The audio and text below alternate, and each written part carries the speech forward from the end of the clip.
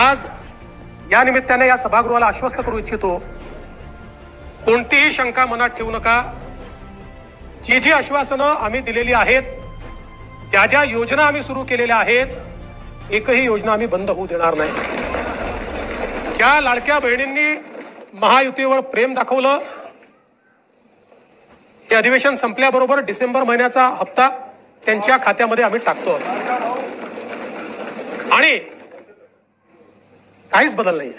नाना, मी या ठिकाणी स्पष्ट करू इच्छितो, कुठलेही नवीन निकष नाहीत, आता तर सगळ्यांनाच टाकतो, पण ऍपरंटली असं लक्षात येत आहे की काहींनी 4-4 खाती उघडलेली आहेत। जसं समाजामध्ये चांगल्या प्रवृत्ती असतात, त्याच्या काही वाईट प्रवृत्ती असतात। एखादी योजना जर चुकीच्या पद्धतीने कोणी वापरत असेल तर जनतेचा पैसा आहे, तुमची आमची सगळ्यांची जबाबदारी आहे की तो योग्य प्रकारे गेला पाहिजे। आता मागच्या काळात आम्हाला लक्षात आलं, माणसानेच 9 खाती काढली, आता त्याला लाडकी बहीण म्हणायचं कसं? पण लाडका भाऊ म्हणू शकत नाही, कारण बहिणींच्या पैशावर डल्ला मारतो तो लाडका भाऊ कसा? त्यामुळे असे जे आहेत,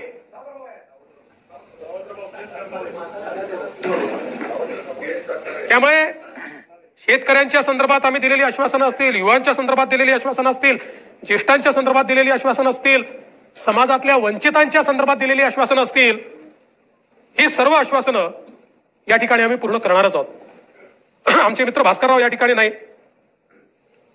पण माझे सरकार याच्यावरच त्यांना परवा आक्षेप होता। आता तसे फार हुशार आहेत ते, इतके वर्ष त्यांनी राज्यपालांचं भाषण देखील ऐकलेलं आहे, कदाचित शाळेत असताना नागरिक शास्त्राला दांडी मारत असतील ते, पण शासन जे चालतं ते मुख्यमंत्र्याच्या नावाने चालत नाही, शासन राज्यपालाच्या नावाने चालतं आणि म्हणून ते माझं सरकार असतं। म्हणून राज्यपालांनी माझं सरकार म्हटलेलं आहे, तथापि माझे मित्र भास्करराव नसल्यामुळे मी त्याच्यावर जास्त या ठिकाणी बोलणार नाही।